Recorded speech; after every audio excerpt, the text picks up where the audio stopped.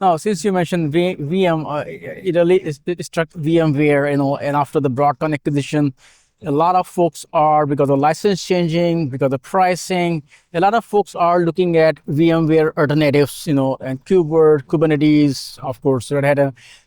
What kind of movement are you seeing in this space, and where do you see is room for anynines in that, where folks are looking at, because you have your toes dipped in Cloud Foundry and also Kubernetes? I would say we are the alternative to Broadcom Tanzu these days.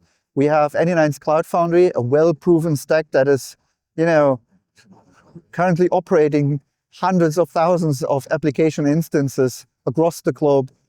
People can take our distribution, set it up, and basically have their own Cloud Foundry that's more or less a drop-in replacement to commercial alternatives.